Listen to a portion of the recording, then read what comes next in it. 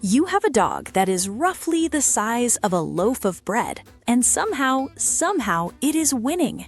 Your Dachshund hits the end of that leash like a tiny freight train, nose glued to the ground, short legs moving at a speed that should honestly be illegal for something that small.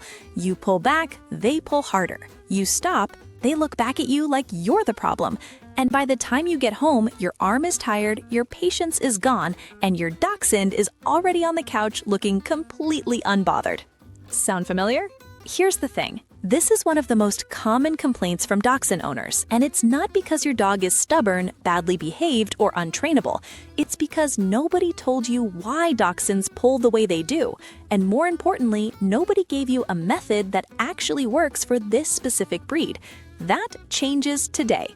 By the end of this video, you're going to have a clear step-by-step system designed specifically for Dachshunds.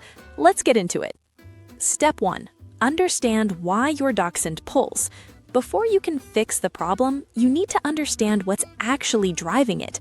Dachshunds were bred in Germany centuries ago to hunt badgers.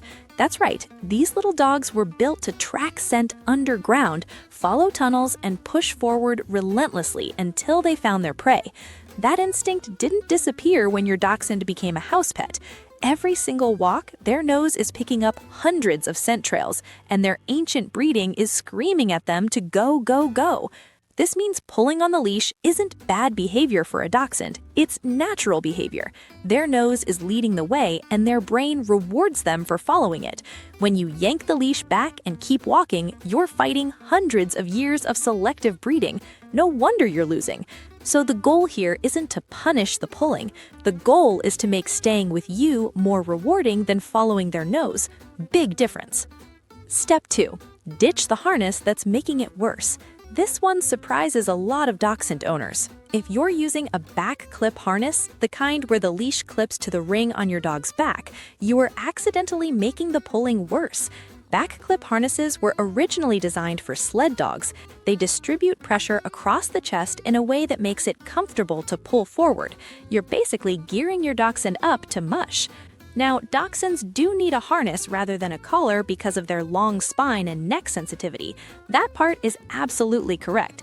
But you want a front clip harness, where the leash attaches to a ring on the dog's chest. When your Dachshund lunges forward, the front clip naturally steers them back toward you, rather than letting them power ahead. This one equipment switch alone can cut your pulling problem in half before any training even begins. Make that change first. Step 3. Teach the stop and plant method.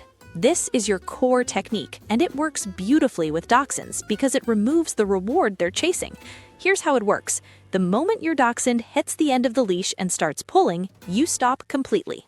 Don't say anything, don't yank back, don't scold. You just become an immovable object. Plant your feet. Your Dachshund is going to keep pulling for a few seconds. Let them. The leash is taut, they're straining forward, and absolutely nothing is happening.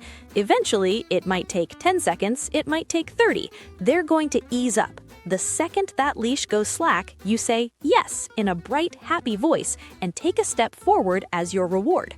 You are teaching your Dachshund one very simple rule. A tight leash means we go nowhere. A loose leash means we move forward. Because forward motion and the ability to sniff is the reward for a Dachshund, this clicks faster than you'd expect. They figure it out quickly. The challenge is your consistency. You have to stop every single time the leash goes tight. Not most times, every time. If you let it slide on the second half of the walk because you're tired, your Dachshund learns that pulling works sometimes, and sometimes is enough to keep them trying. Step 4. Use high-value treats and keep them guessing. Your regular kibble is not going to cut it on walks. Outside, your Dachshund's nose is completely flooded with competing smells. Grass, squirrels, other dogs, last Tuesday's pizza crust someone dropped. To compete with all of that, you need something that smells amazing. Small pieces of cooked chicken, cheese, or hot dog, something that makes them actively want to check in with you. Here's the technique. Keep your treats near your hip, the side you want your Dachshund to walk on. Every few steps when your dog is walking nicely beside you on a loose leash, drop the treat straight down to the ground near your foot. You're not asking them to look up at you the whole time because that's uncomfortable for a small dog on a long walk. You're just periodically rewarding them for being in the right position. Vary the timing. Sometimes reward after 2 steps, sometimes after 10, sometimes after 20. The unpredictability actually increases how often your Dachshund checks in with you because they never know when the next treat is coming. It's the same psychological principle that makes slot machines hard to walk away from, and it works just as well on your Dachshund. Step 6. Practice in boring places before you go anywhere exciting. One of the biggest mistakes people make is trying to train loose leash walking on the most stimulating walk of the day, around the block, past the dog park, through the neighborhood. That's like trying to learn to drive for the first time on a highway. Start in your backyard, start in your hallway, start in a quiet parking lot with no distractions. Practice the stop and plant method, reward the loose leash, and let your Dachshund get fluent in the rules before you add difficulty. Once they're walking nicely in a low-distraction environment, then you start adding more stimulating locations.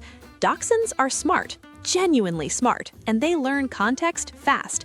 Build the foundation in easy environments, and they'll transfer the skill much more quickly than you'd expect. Step 6. Give them a sniff break on your terms. Remember, sniffing is not the enemy. Sniffing is a Dachshund's entire world. Trying to eliminate it completely from walks is going to make your dog anxious, frustrated, and harder to work with, not easier. Instead, build sniff breaks into your walk intentionally.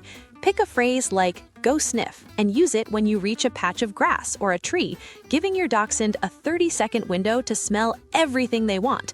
Then use your release cue, "Let's go," works well, and start walking again with your treat rewards ready. When your Dachshund knows that sniff breaks are coming, they stop feeling the desperate urgency to sniff everything right now because they trust there's more coming. This small shift makes a massive difference in their ability to focus on you between those breaks. That's your complete system. Front clip harness, stop and plant, high-value treats at your hip, practice in boring places first, and intentional sniff breaks built in along the way. Now, here's what I want you to do. Try this method on your next walk and come back and drop a comment telling me how it went. Did your Dachshund catch on quickly? Did they look at you like you had completely lost your mind?